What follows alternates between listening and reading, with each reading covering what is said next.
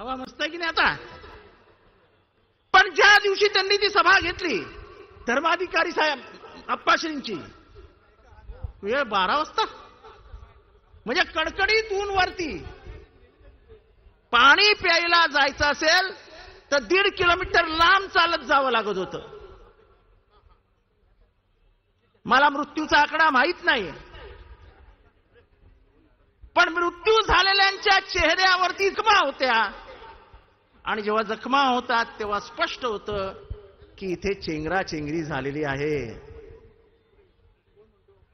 आजपर्यंत मेलेल्यांच्या घरी एकही मंत्री व्हिजिटला गेलेला नाही, संवेदनाच नाही. कारण का तो सगळा तमाशा तयार केलेला महाराष्ट्राला दाखवायला की आमच्या मागे किती लोक आहेत. तुमच्यासाठी ते आले नव्हते, ते आले होते जो चेहरा तुम्ही पुढे केला होता आप्पासाहेब धर्माधिकाऱ्यांसाठी, तुमच्यासाठी नाही.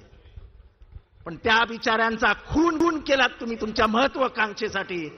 हे राक्षसी मुगलाई वागणं आहे. काय चालू आहे बारसू सोलगाव मध्ये? आमचा विकासाला विरोध नाही, पण तुम्ही विकास जर कोणाच्या डोक्यावर नेऊन आपटणार असाल तर तो माणूस तो सहनही करणार. प्रकल्पाला विरोध, ज्यांनी इतिहास वाचलाय त्यांना सगळं माहिती आहे. इथला सर्वात कोकणातला मोठा विरोध जर कशाला झाला असेल तर तो सिडकोला झाला. एका फायरिंग मध्ये 14 ते 15 माणसं मारली गेली. पवार साहेब, दिबा पाटील एकत्र बसले, 12.5% तोडगा निघाला आणि सिडकोचा प्रश्न कायमचा सुटला. आज 2 वर्ष झाली बारसू सोलगावची संघर्ष समिती सांगते की चर्चा करा. आजपर्यंत कलेक्टर आणि एसपी सोडून त्यांच्याशी कोणीही बोललं नाही. कलेक्टर आणि एसपी काय निर्णय घेऊ शकतो? कुठल्या एम्प्लॉयमेंटचं तुम्ही सांगताय? मी स्वतः बोललो, प्रशासकीय अधिकाऱ्यांशी बोललो, ते म्हणाले 30,000 नोकऱ्या देऊ शकतो. मी त्यांना सहज विचारलं, नाटे गावामध्ये काय आहे? नाटे हे मच्छीमारी क्षेत्रातला चांगला गाव आहे, चांगली मच्छी पकडली जाते. आज नाटे गावामध्ये फक्त मच्छीमारीवरती 22,000 लोक काम करतायत. आणि उतर मच्छी विक्री, ट्रक्स हे सगळे जर एकत्र केले तर 40,000 लोक काम करतायत. आणि नाटे गावातील लोकांचं असं म्हणणं आहे की चांगला व्यवस्थित रस्ता दिला, जेटी दिली तर फक्त नाटे गावामध्ये 1,00,000 स्थानिकांना आम्ही नोकऱ्या देऊ शकू. कोकणाचं स्वास्थ्य बिघडून, कोकणाचं पर्यावरण बिघडून, कोकणाच्या सौंदर्याचा ऱ्हास करून कुठलाही प्रकल्प येत असेल आणि त्याला स्थानिकांचा विरोध असेल तर त्या स्थानिकांबरोबर जाणं हे आमचं काम आहे. विकास आम्हाला नको असं नाहीये, पण जर स्थानिकांचं म्हणणंच तुम्ही ऐकून घेणार नसाल तर तुमच्या मनात काहीतरी केळं बेर आहे असं वाटायला सुरुवात होतं. ऐका ना त्यांचं, जाऊन बोला त्यांच्याशी, पण तुम्ही बोलणारही नाही. परवा 205 लोक अटकेत गेले, त्याच्यातल्या 164 महिला होत्या. आणि महिलांना ज्या अमानुष पद्धतीने मारण्यात आलं, आंदोलन चिरडलं जात नाही. ज्या दिवशी तुम्ही ठरवता आंदोलन चिरडायचं त्या दिवशी ते उफाळून वरती येत आहे. आंदोलन चिरडून चालणार नाही. तुम्हाला त्यांच्याशी चर्चा करावी लागेल, बोलावं लागेल, काहीतरी मध्य मार्ग काढावा लागेल. हा प्रोजेक्ट महाराष्ट्राच्या बाहेर जाऊ द्यायचा नाही. पण हा पण माझं म्हणणं रिफायनरी कोकणात कशासाठी? जगामध्ये अशा अनेक रिफायनरीज आहेत, त्या मालरानावर साध्या जमिनीवर आहेत, ज्यांच्या बाजूला समुद्रही नाही, नदीही नाही. मग अशी जागा का निवडत नाही आपण महाराष्ट्रात? रिफायनरीमुळे नाटे गावातील मासेमारी खतम होऊन जाईल, पण फक्त नाट्याची होणार नाही. मुंबईपासून वेंगुर्ल्यापर्यंत पूर्ण समुद्र दूषित झालेला असेल, त्याच्यातनं जी वायू जाणार आहेत वरती, त्याच्याने पूर्ण हवामान खराब झालेलं असेल. हवामानातील बदल काय होतोय? कधीही पाऊस पडतो, कधीही गारा पडतात. हे कशामुळे? तर इम्बॅलन्स डेव्हलपमेंट ज्याला आपण म्हणतो, त्या इम्बॅलन्स डेव्हलपमेंटचे प्रकार काय आहेत हे या बदलावरनं दिसतात.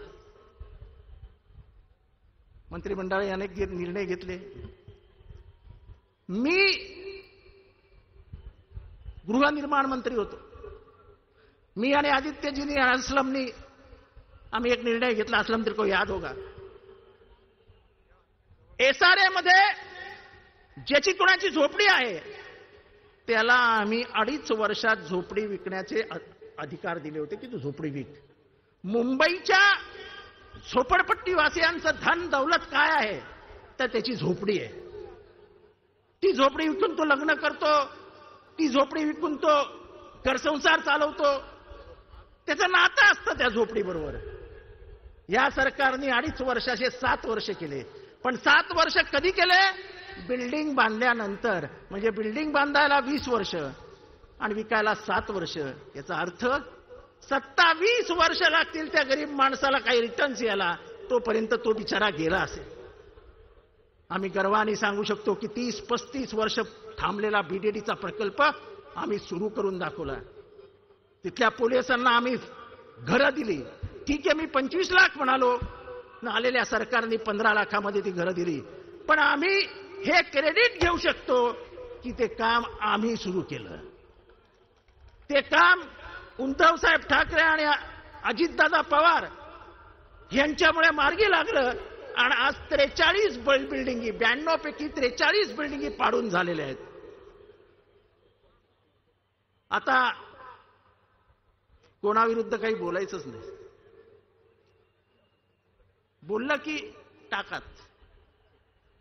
महाराष्ट्राने विद्रोह, अनेक विद्रोह बघितले.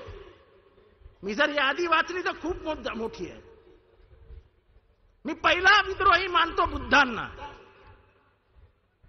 दुसरा बसवेश्वरांना, आणि नंतर तर लाईनच आहे. चोखा, मेळा, गोरा, कुंभार, लाईन आहे विद्रोहांची. पण त्याच्यानंतर इशारा आलाय भाषण कमी करा म्हणून. पण माझं भाषण काय मी 5 मिनिटाच्या आत थांबवणार नाही, काय काळजी करू नका. त्याच्यानंतर तुकाराम महाराजांसारखा विद्रोह कोणी केला नाही. त्यांचा विद्रोह मोडून काढण्याचा प्रयत्न केला. पण आजही घराघरामध्ये त्यांनी लिहिलेली वाक्य प्रत्येक मनुष्याच्या तोंडावर आहे. शिवाजी महाराजांनी विद्रोह केला, शाहू फुले, आंबेडकर यांनी विद्रोह केला. परिस्थिती विरुद्ध जाणं हाच विद्रोह असतो. परवा तेरवा पुण्यातली 2 पोरं, मुंबईतली 2 पोरं ह्यांनी रॅप सॉंग्स लिहिली. त्या रॅप सॉंग्स लिहिलेल्या पोरांना जेलमध्ये टाकलं.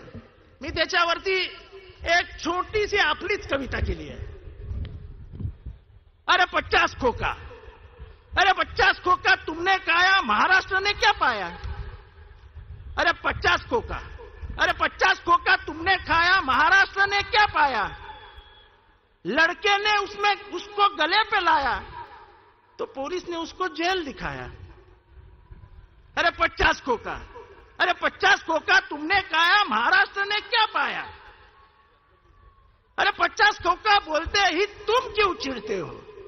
अरे 50 खोका बोलते ही तुम क्यों चिढ़ते हो. अपना ही रिश्ता 50 खोके से क्यों जोड़ते हो. अरे तुम्हाला काय वाटतं 50 खोके, तुमचं आडनाव आहे का 50 खोके. अरे तुम्ही तुमच्या नावाला चिटकवून घेतलंय आणि ते 50 खोके मराठी मनाला असे टोचण्या देत आहेत, टोचण्या.